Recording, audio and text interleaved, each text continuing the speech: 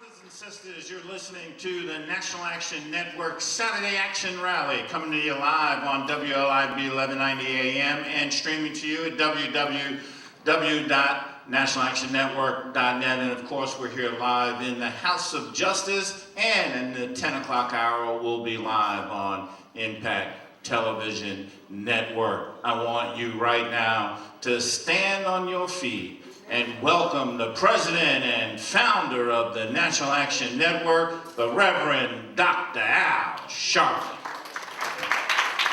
No justice! No peace! No justice! No peace! No justice! No peace! No justice! No peace! What do we want? Justice! What do we want? Justice! What do we want? Justice! When do we want it? Now! When do we want it? Now! When do we want it? Hug the person next to you, tell him you love. Never give up and never give in. Change will come, keep it down with me. Struggle and triumph, come as always. Not on our side, nothing but pride. I get to hold on, to be strong. A better day is coming, and it won't be too long. Yes, change will come, change will come, change will come.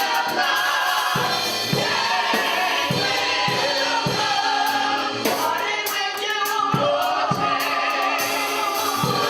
come. Starting with you, Lord,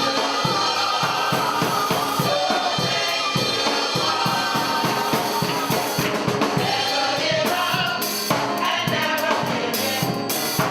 Change will come, keep it down with me. Struggle and triumph, come as always. Not on our side, nothing but pride. I just gotta hold on, to be strong. Better day is coming, and it won't be too long. Yes, change will come, change will come, change will come. Your change will come,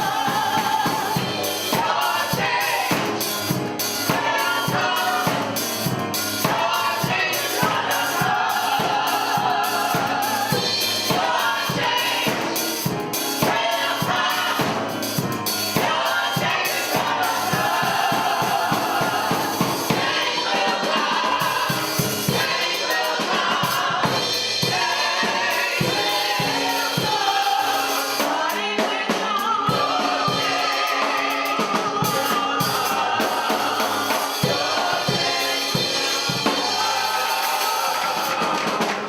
National Action Network Change Choir. Give them a big hand. Give them a big hand. Certainly we're happy to be with you another Saturday morning for the Saturday Action Rally. For you that are here live at the House of Justice, 106 West 145th Street in the Village of Harlem. And for you that are listening live on 1190 WLIB AM in New York. And we will be going live in the next few minutes on Impact Television around the country. We're happy to be with you another Saturday morning where the action is. Give a hand out, Presider Attorney Michael Hardy, our Northeast Regional Director, Minister Kirsten John Ford. And certainly we thank God for safe travels this week and to be back with you this morning. And we left last Sunday after Politics Nation last Sunday evening, Attorney Hardy and I, accompanied by both my daughters, Dominique and Ashley, and Aisha, her daughter. All of us went, several others, delegation to first Dublin, Ireland, and then to Durban, South Africa. And got back yesterday morning, about 11 o'clock, and was able to go do my radio show and 2 TV shows, and we up there this morning. So y'all that talk about my birthday coming, me and Hardy have not got no jet lag yet. All the youngins that went with us is sleeping trying to get here, other than Dominique. I get Dominique that.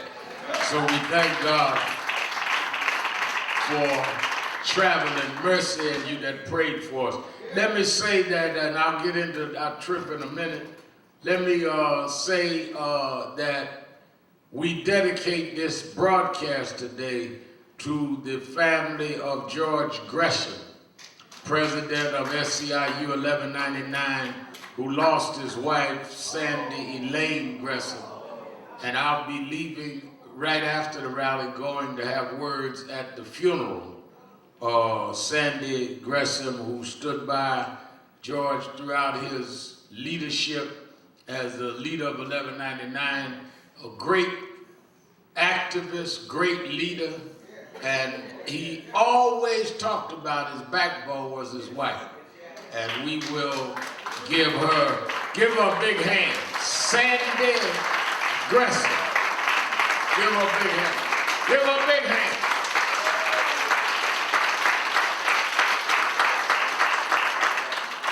And she'll be funeralized at 11 at Grace Baptist Church, the home church of our chairman, Dr. W. Franklin Richardson, who chairs our board and pastors Grace. She was a member of that church.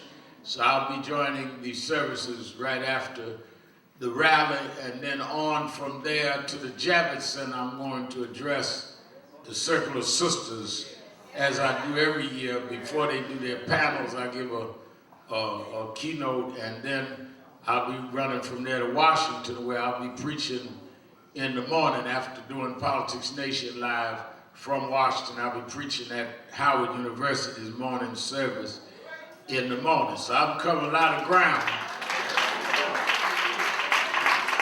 We flew 20 hours yesterday, but hit the ground and kept going. And we thank God for traveling mercy. I also want to acknowledge, I don't get into a lot of personal family stuff, I want to acknowledge the birthday of my son-in-law to be, Dr. Marcus Bright. Get Dr. Bright happy birthday, and he and Dominique will get married in about 2 weeks. And I won't be acknowledging his birthday every year, but being that he's taken a tremendous load off my shoulder, he will bear the responsibility from here out, so I want to wish him a happy birthday. Because my shoulders will be a little steeper, and his will be a little drooling every birthday to come. So I think I'm about ready to kiss her. When they say salute the bride, I might kiss her first. Because we have spoiled our daughters, and so he's inherited a spoiled daughter. I always wanted my daughters to not have to suffer like I did. I grew up on welfare, food stamps. I overly wanted to do what my family didn't provide for me. But in the interim, it spoils them. So he's got a spoiled activist. Now, Dominique is an activist now. She do all the work that she can and then some, but she does it first class. I want you to know that. So I thank God for Brother Dr. Marcus Bright. Have a happy birthday, because this is your last solo birthday. Oh yeah. Thank you, Lord.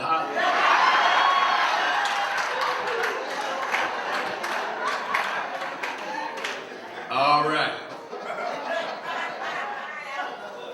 As Minister Forrest said, next Saturday, we'll be celebrating my birthday here, and we want everybody to attend and many of the elected officials. But as important to me is the following Wednesday, the 11th.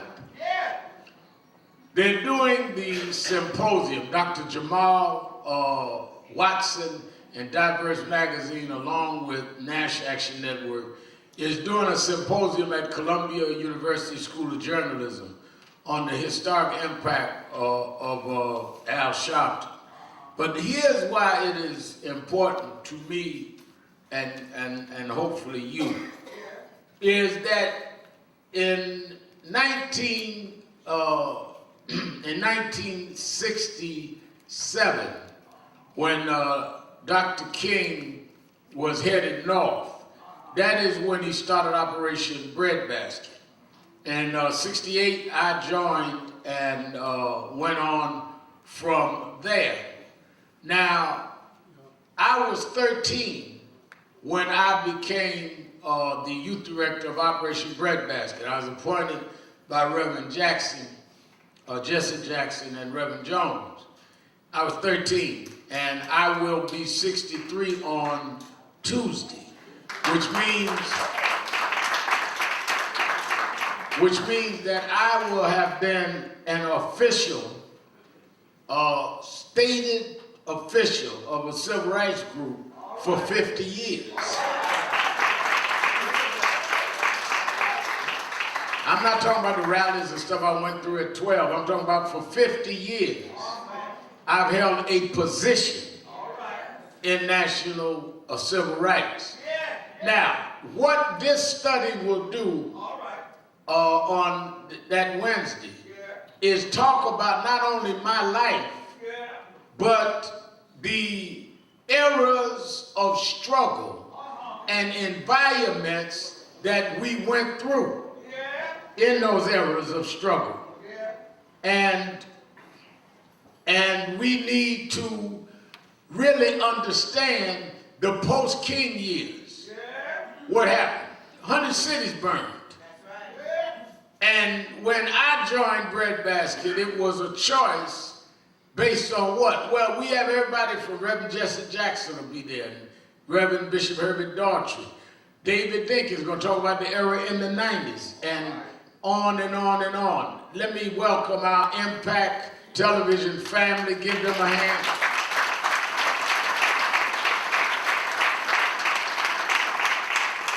So on Wednesday, the 11th, is the symposium studying all of that.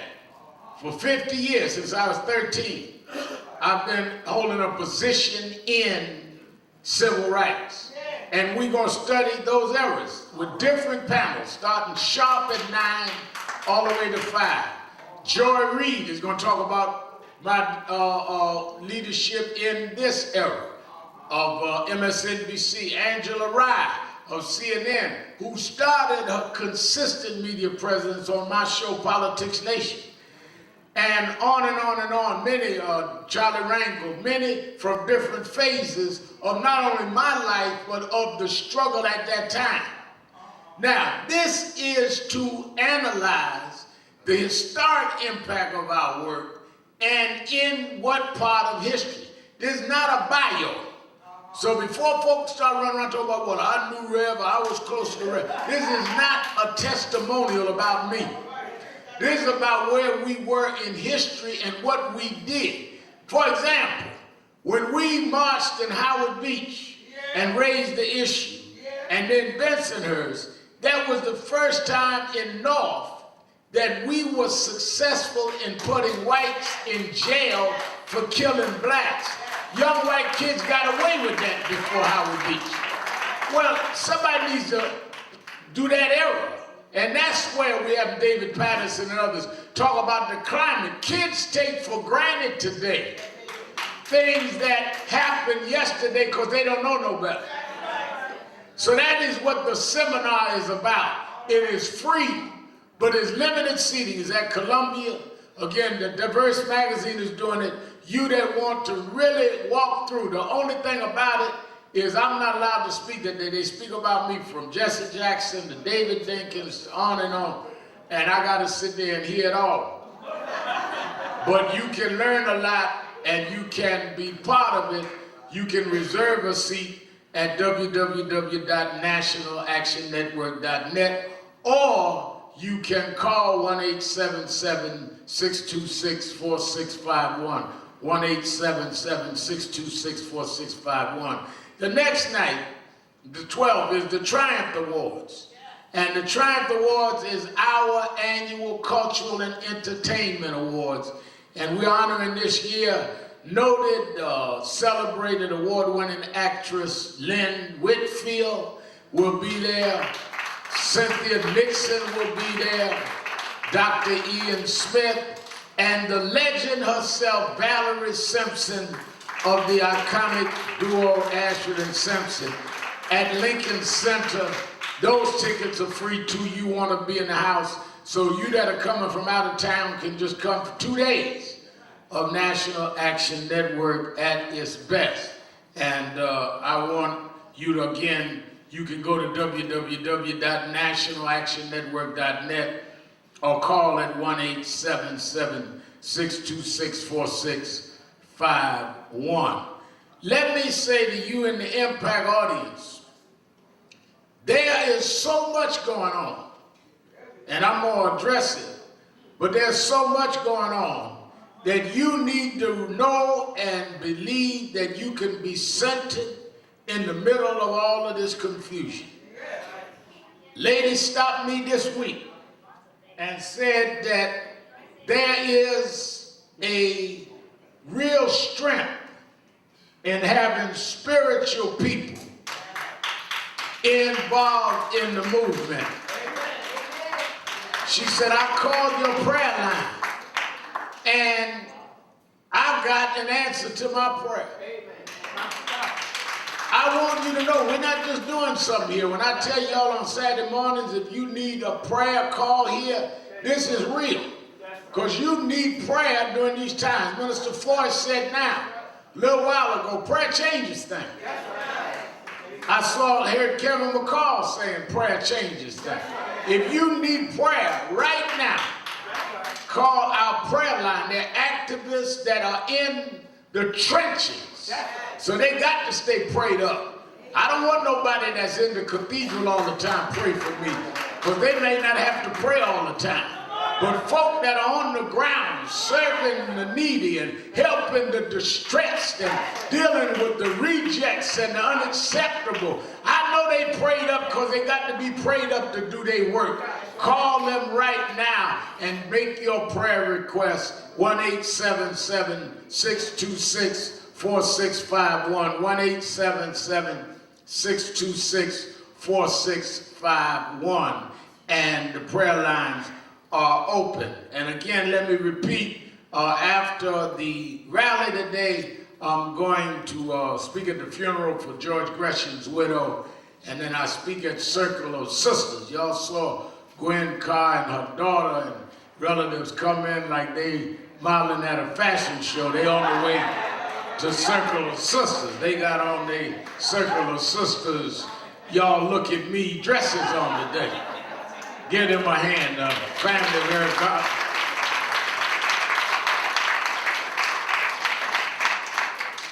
And then for you that are nationwide, you in the Washington area, I'm doing my show tomorrow, Politics Nation, with Al Sharpton, 8 a.m. Eastern, live from Washington, because at 11 o'clock, I'll be preaching at Howard University's morning service. Meet me at Rankin Chapel in the morning. Last Sunday after the shows, I went to Dublin, Ireland. And one of the things that was interesting, I was so proud to go and bring a delegation, Attorney Hardy, my daughters and others, Aisha, her daughter. And one of the things that was interesting to me, I was talking to Minister Ford, is somewhere in the Bible, it says if you're faithful over a few things, make you rule over many. Nowhere in my dreams did I ever think that there would be in a nation that is almost all white, that they would honor me for doing civil rights work.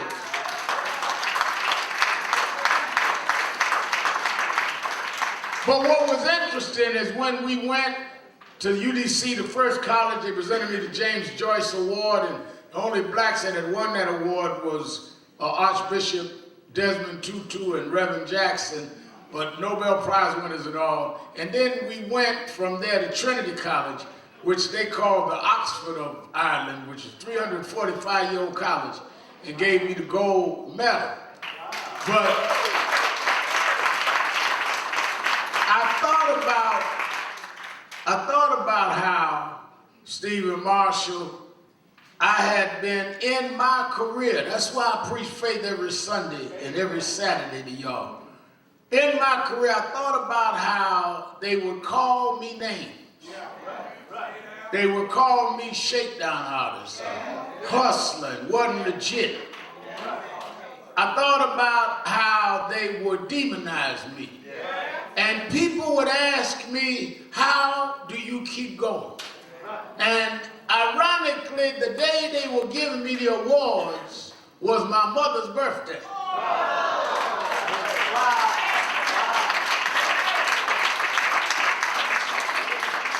And I thought about when they used to write all this negative stuff about me. My mother would just tell me that just keep the faith. And you ain't working for them, you working for the Lord. And on her birthday, kids that wasn't even born when I started, white kids in another nation gave me awards in their nation.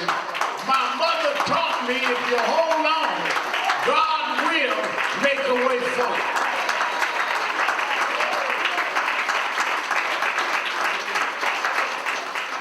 So, I'm not talking about what I studied. I'm talking about what I've lived. I'm talking about what I know God can do because He did it for me. And when you think about what you've been through, then you know you can get through the rest because it couldn't be nothing worse than what you already been through. In my journey, my birthday is Tuesday, I've been stabbed, I've been prosecuted, I've been called everything, stood up in front of judges. If God brought me through all of that, I can stand up here every Saturday and every day and tell you, no weapon formed against you shall prosper. I don't care what they got, God can give you the victory if you hold on and believe in it. We left Dublin, Ireland, and went on to South Africa, to Durban, South Africa, and I keynoted the gala dinner for Essence Magazine's music festival there, and did the woman empowerment breakfast Thursday morning before we flew back here, got back here yesterday morning. And I thought about Reverend Johnny Green. He slipped in the back, but I can still see, I'm getting older, but I can see that far, Reverend Green. Ain't no wrong with my eyesight. And I thought about, and thank you for your congratulation text while I was over there. I thought about, as I was talking to some of the ANC elders, I want to deal with this a minute. Many of us are antithetical to our history and our people. Everybody, Attorney Hardy will tell you, young and old, could give you the history of the African National Congress and can give you the history of the struggle there in South Africa against apartheid. One of the things that was amazing to me, they doing a symposium on me, those young kids, and it was so important for me for the delegation here, those young kids in Ireland and South Africa know of our history and our struggle. Could tell me stuff I did. And they know their history and they exalt their elders. It is the African tradition to exalt the elders of their tribe. Y'all with me? Mandela, who was the first president of South Africa, democratically elected, who broke the backs of political apartheid. In his dying days, Sean Dominique took a picture with his wife and his first wife, Winnie, and told both of them his wishes when he died was to bring him back to the village of his birth and bury him with the elders of his tribe. He could have been buried in the capital, he could have been buried wherever he wanted. He went back to his roots, because a fruit is never stronger than the roots that bore them and strengthen them through their life. One of the ways that they destroy your life, and one of the ways that they try to destabilize our movement, is by cutting off the branches from the tree and the fruits from the roots.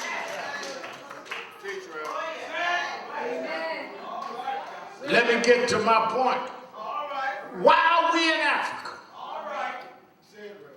came across the wires, that the news wires, somebody said the who. I forgot I won that 30 Rock up here. 30 Rock, they just say the wires, the news wires. It came across the news wires that they had discovered Johnny Green. They had been investigating these ads and these kind of fake news, they call it, that the Russians were doing to impact the election. But watch this.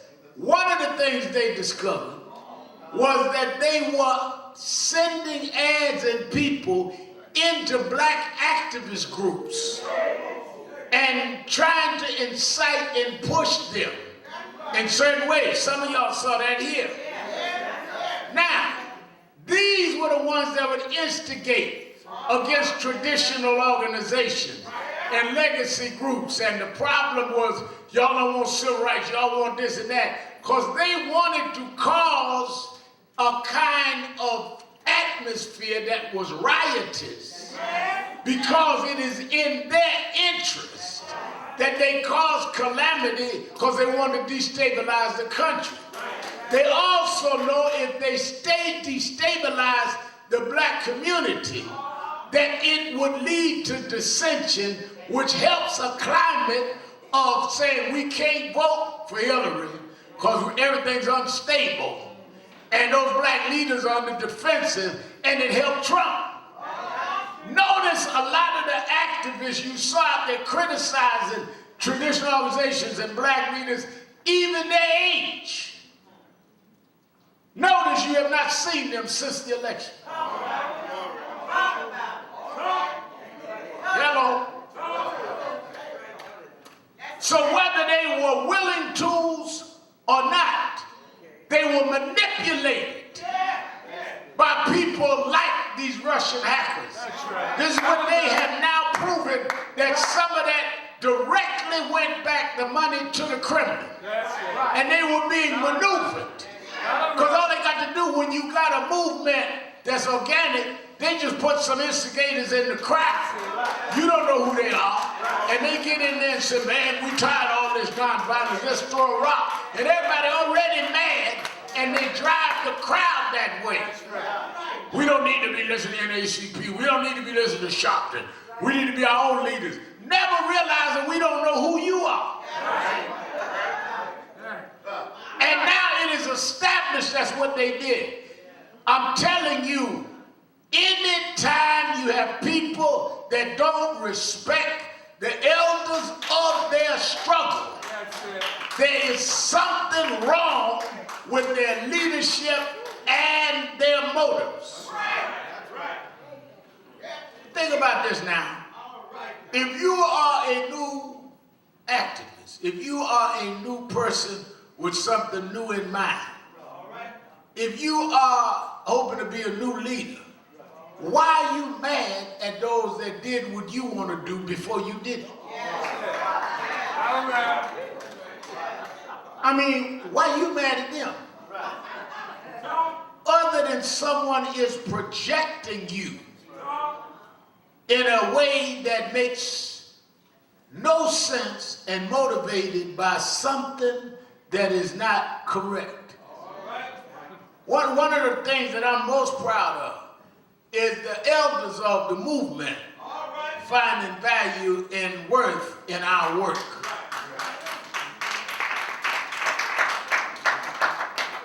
When I was in South Africa, Andrew Young was there.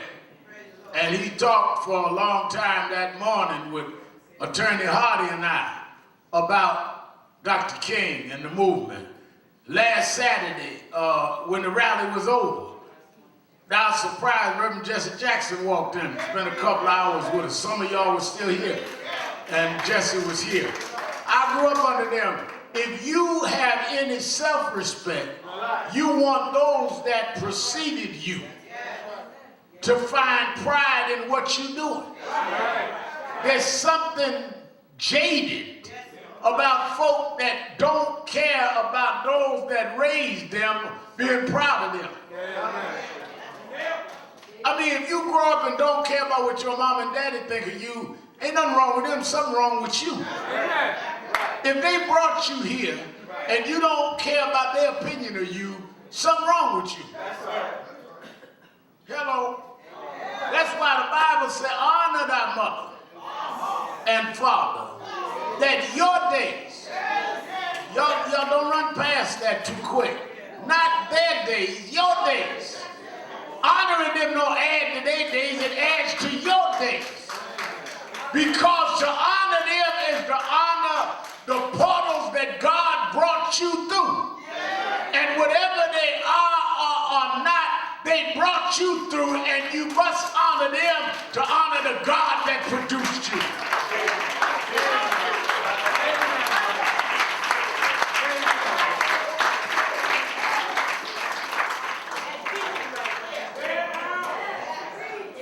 My mother had to leave school before she got to secondary school in Dothan, Alabama. But she made sure I could go all the way to college. So you could say at one level, well, my mother wasn't well educated. Well, it does not matter. She made sure I was. In the Bible, it goes from generation to generation. And we must, as a people, respect the history and respect where our generation to generation struggle goes forward. That's one of the things you learn in Africa. They are in different phases. Now, they went and they, in '94, had the first elections there in South Africa. Then they went from the first elections in South Africa to now they're dealing with land reform. And they must take the capital, take over the economy and the capital. Struggles go in a process of continual movements and strategies and policy. You do not win a revolution overnight. You do not win a struggle overnight. Whether it is a political struggle, whether it's a military struggle, whatever it is, if you study history, it's a process. And part of immaturity is we expect a process to happen right now. This whole quick fix stuff is what has crippled a lot of your lives. Y'all want instant gratification. You get a headache, you take a pill, you get rid of the headache, never asking is there something wrong with your body that caused the headache. You just want to stop the pain. Instant gratification. You play lotto, but don't put money in a retirement fund. Because you want to hit the lotto while you blow your retirement. And you may never hit the lotto and ain't got no retirement and end up 70 years old broke. Something wrong with somebody that got lotto tickets in the house and don't have a 401k plan.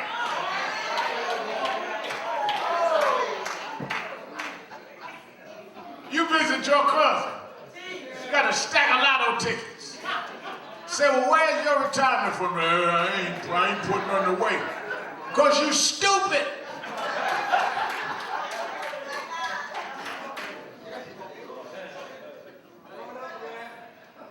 Ain't got no life insurance. Somebody talk about, well, I'm going home one day to see the Lord. Before you go, did you leave something here to pay for your funeral? I want you to go see Jesus. But before you go, don't leave no bill on us.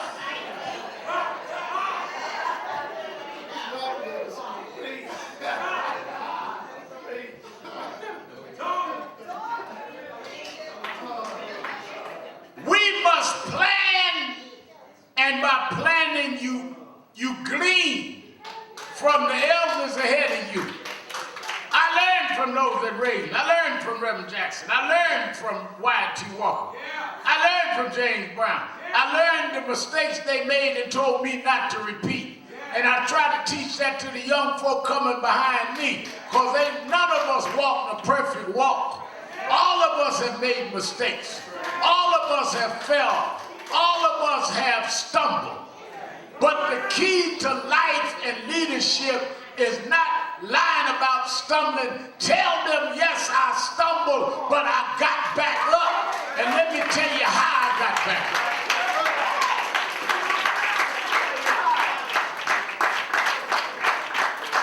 Well, Reverend Al, I see scars on you. That's scars from when I fell. But the reason you can see the scars is because I'm back up off the ground. If I was still on the ground, you couldn't see the scars. But now that I got back up, you can see the scars. And a sign that I'm healed is I can roll up my leg and show you where the scars are. Because you ain't ashamed of a healed scar. Quit hiding your scars. Your scars, God will turn into stars if you embrace that he brought you through.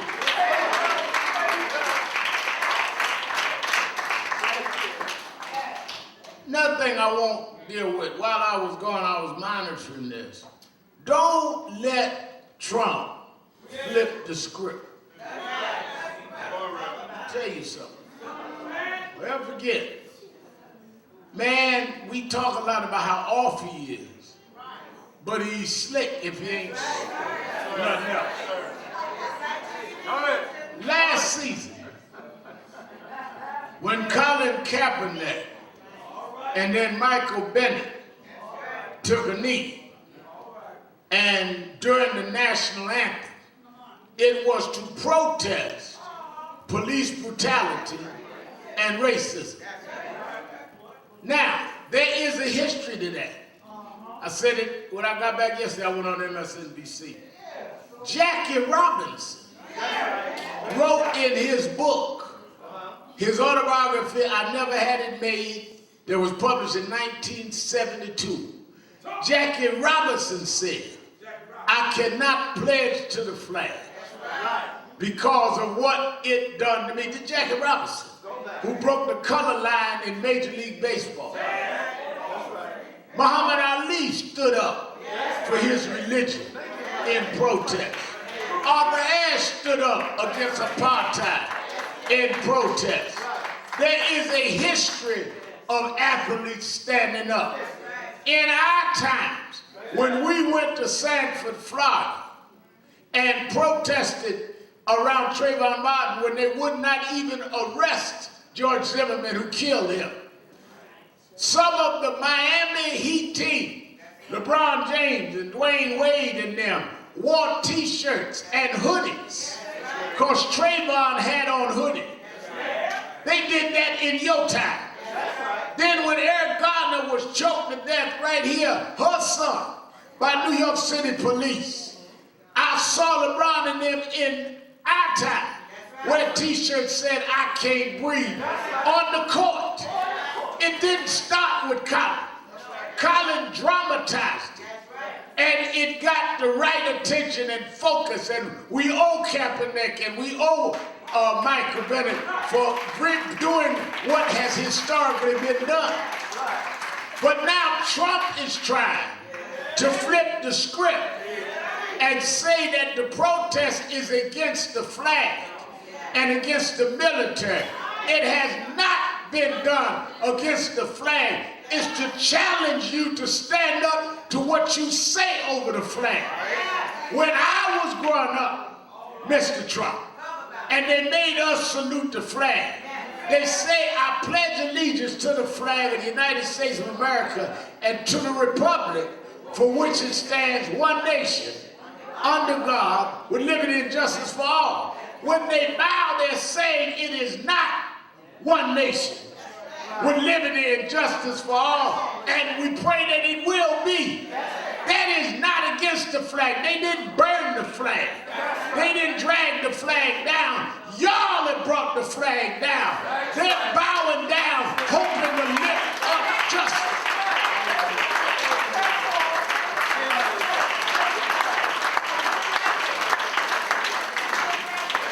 Don't let them change the cause. They're now, you got owners that all taking a knee, but they're not talking about racism. Talking about we got the right to free speech, but they're not speaking about police brutality. Don't give them a way out, or we all gonna join arms, come by y'all, get on our knee. But you still don't have no blacks in the front office. You still don't have no blacks on the major team.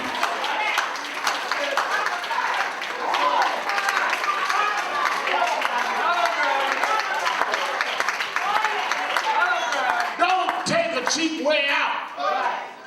Won't give black contracts in the stadiums. We have no concessions in many of the stadiums.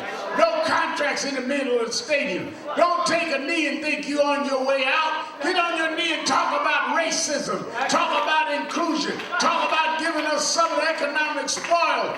Don't play us. We know why we protest.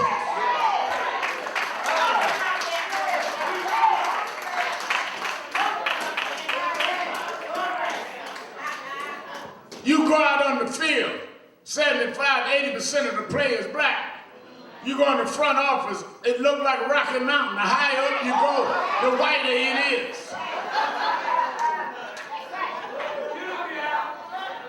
Trump got you arguing about the wrong thing. Trump said this ain't about race. No, it's all about race. That's what the protest started about.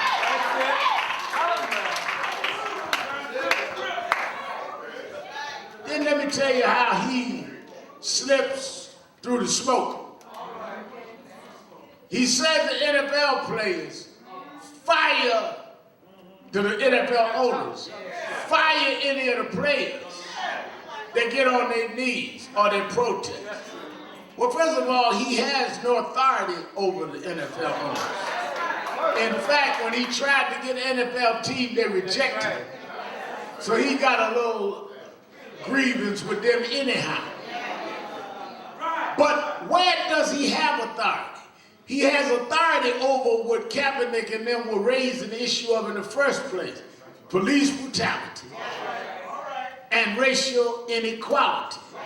So why don't you address the issue, Mr. Trump, of how you have a Justice Department that has stopped any review of policing, that has now come back in and militarized local police again, and said that when Obama took the militarization out, y'all are putting it back in. Why don't you address how you tried to stop a consent decree in Baltimore? Why don't you address how you stopped the police reforms that came out of the commission? Because you're in charge of that. But he's trying to flip the script, making it about the NFL and the flag rather than racism and justice. We are not that stupid. We are not that dumb. We're going to not only take a knee, we're going to take feet and keep marching, and we're going to keep standing up until we deal with the racial inequality in the United States.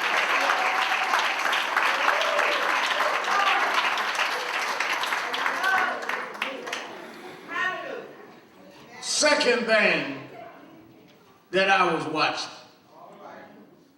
how do you have, let me get this picture for you. we had an unexpected earthquake hit Haiti in 2010. Is that right? Before dawn the next day, there were troops in the air on the way to Haiti under President Barack Obama. There were high military men on the way in within 24 hours. Unexpected, devastating earthquake. We were on the ground in less than 24 hours. Fast forward 2017, Mr. Builder, Mr. Developer, Mr. I can plan anything, Mr. I'm smarter than Obama, an expected hurricane that had been predicted for days at Hurricane 5 hits Puerto Rico, where they are American citizens. Haitians are not American citizens. American citizens. And days later, you got nobody in there of any authority. You got no troops on the ground. And then to add insult to injury, you have a lady come out of the West Wing talking about this is a good news story. Now I got angry and went to New Orleans when George Bush commended the head of Homeland Security talking about Brownie, you're doing a good job. This makes Brownie look like nothing. To commend this as a good story when people are dying, when most of the island has no electricity, no way of getting food, no way of getting out of homes that are trapped, and they are American citizens. Something telling that every time black or brown people face a crisis, this president is asleep at the switch.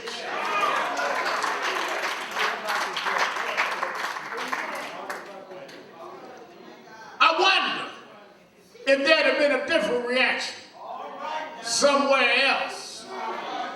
Didn't take them that long to get to Texas. Didn't take them that long to get to Florida. That hurricane was headed up Palm Beach. They was ready. But Puerto Rico, they knew it was coming and they didn't care.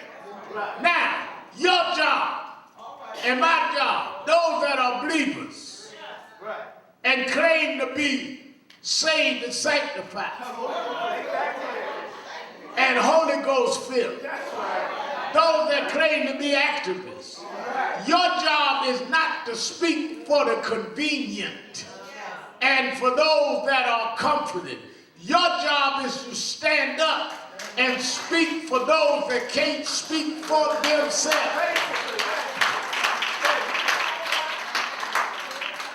Don't forget that there is no reason for God to call you if everything is going all right. What he needs you for? He calls you to speak for those that can't speak for themselves. If everybody was cool, there's no reason to call you. But because they're wicked, and because they're unrighteous, and because they're those that are perverted and distorted in places of power, that's why God would invest his word into you as flawed and imperfect as we are. Because I need somebody to stand up and speak truth in the midst of life.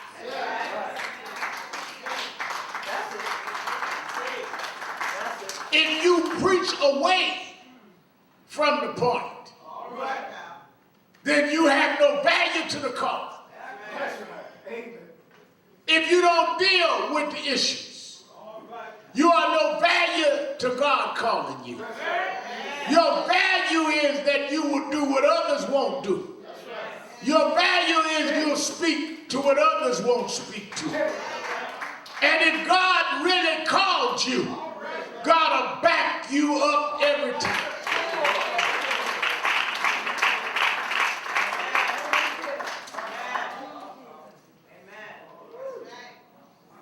telling y'all, there's no such thing as untested faith. I got on a plane night before last, Durban, South Africa.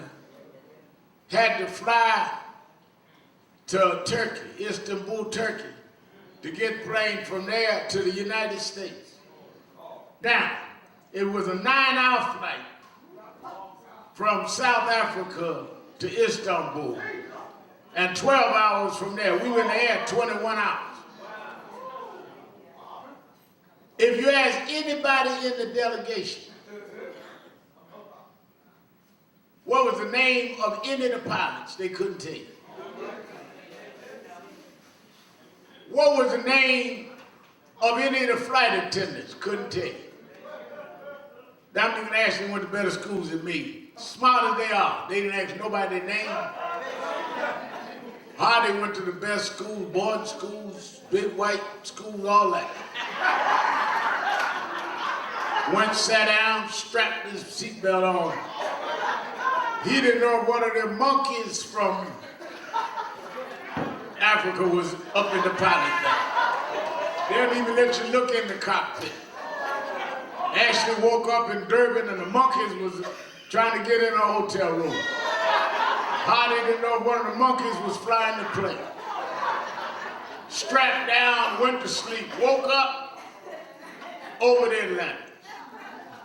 You gonna tell me you got faith in strangers who you don't even know to put you in a ton of steel and fly you over raging seas, but because somebody told you it was safe, you put your life, your faith, your body in them, and you expect me not to believe in a God that my mama told me what his name was, that my mama told me what he would do for me, that my mama showed me that if I called him, he'd answer my prayer, that my mama told me that he may not be there when you want him, but he's always on time.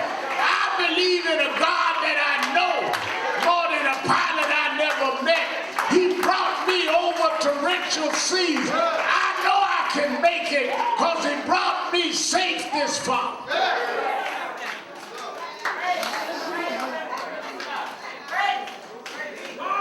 You got faith, but you got faith in the wrong thing. Calling for help for strangers in the night. Sitting up there now talking about you broke and calling bankers lines. Somebody overseas answering your cell phone call. You don't even know who you're talking to. You're talking to somebody 5,000 miles away that's taking your number down. Need a password. Give me your account number. Then give me your password. Then give me the number on the back of your card. All of that to tell you no.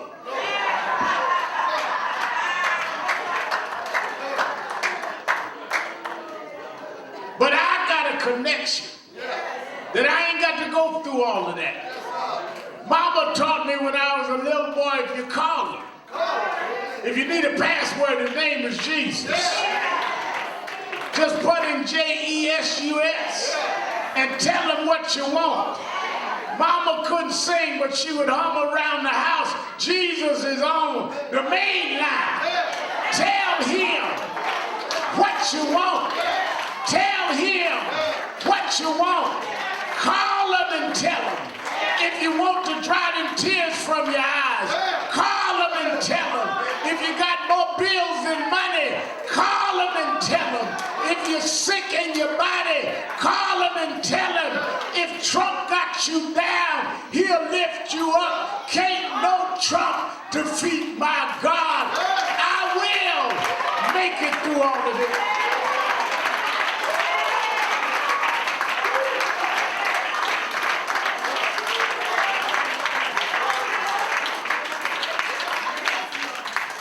We had great 4 days. we were getting ready to leave, one of them in my delegation said, Reverend, on your way out of the Essence Music Festival here in Durban, want you to meet with some of the faith leaders. And I met with about 21, 22 pastors, Reverend Green. And they told me what they were doing. I told them what we were doing over here about our ministers' march and some of the work we do and some of the work we do with Impact. And as I got ready to leave, some of y'all that follow me on social media saw the picture. Young Bishop said to me, Reverend, before you go, can we pray over you? And they sat me down in the middle of a circle. And they extended their hands. And I thought about how when I was a little boy, growing up in Washington Temple Church of God in Christ, the old saints used to just put their hand out and pray over you. They didn't have much education. They didn't have much money. They didn't have much respectability. But they would extend their hands and pray over you. And something about the electricity of the prayers of the saints.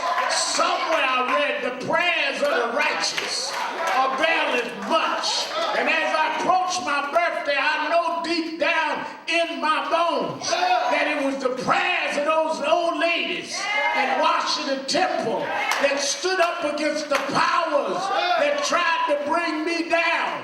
And them prayers of them South African preachers put the gust under the wings of those airplanes and brought me back.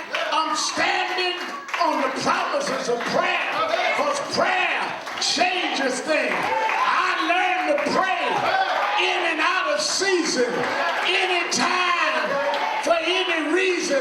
Prayer is the key. Faith unlocks the door. I believe in prayer. I believe in prayer. I believe in prayer.